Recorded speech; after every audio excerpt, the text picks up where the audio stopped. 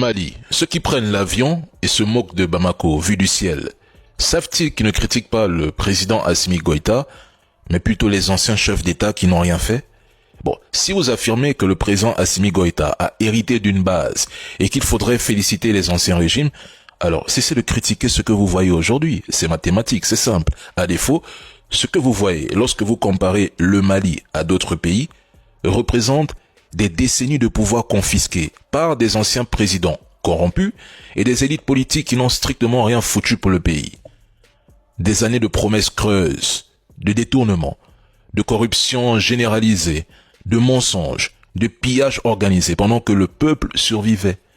Ils crient aujourd'hui vive la démocratie, mais au final, aucun bilan sérieux, aucun projet structurant, aucun résultat concret pour les Maliens. Ils veulent revenir aux affaires alors qu'ils y ont déjà été.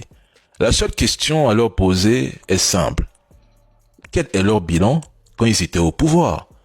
À part négocier avec des terreaux, sécuriser leur propre avenir et celui de leurs enfants, détourner les ressources du pays et s'enrichir sur le dos des Maliens.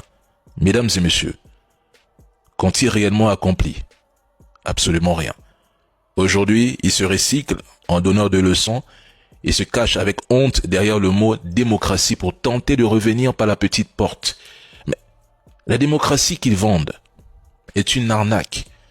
Une démocratie sans résultat, sans sécurité, sans développement pendant que le peuple souffre. Mais si c'est ça la démocratie, je suis désolé, elle ne sert à rien. Ils utilisent la démocratie comme une couverture pour le pillage, la corruption et l'incompétence. C'est ce système qu'ils ont maintenu au Mali. Et dès qu'il a sauté, la haine s'est développée.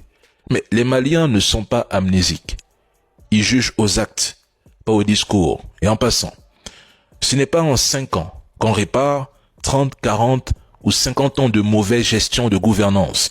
Aucun pays au monde ne se développe par magie en un mandat. Surtout, après avoir été vidé de ses ressources et saboté de l'intérieur. Ceux qui font semblant de l'ignorer sont soit de mauvaise foi, soit complices.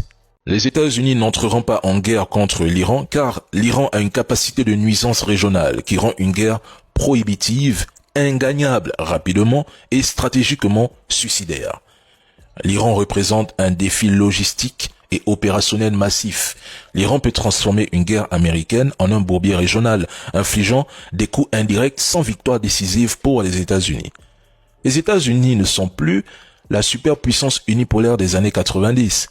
Ce temps est révolu.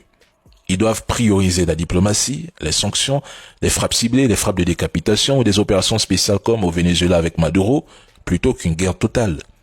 La prudence actuelle des États-Unis sur l'Iran reflète une évaluation réaliste de la situation. Les États-Unis manquent de munitions pour une guerre prolongée contre l'Iran, avec des chaînes de production incapables de suivre le rythme d'une consommation intensive. Les États-Unis ont utilisé environ 25% de leurs intercepteurs THAAD pendant la guerre des 12 jours en 2025. Les stocks de Patriotes sont tombés à environ 25% de ce qui est requis pour les plans militaires du Pentagone, en partie à cause des transferts vers l'Ukraine et du Moyen-Orient. La Russie et la Chine fournissent à l'Iran des technologies et un bouclier diplomatique. Un conflit pourrait les renforcer, avec la Russie prolongeant l'usure américaine comme en Ukraine. Ceux qui croient que l'Iran est comparable à la Libye ou à l'Irak peuvent continuer à rêver. Sachez que l'Iran dispose de forces conventionnelles et non conventionnelles capables de menacer les intérêts des États-Unis dans la région.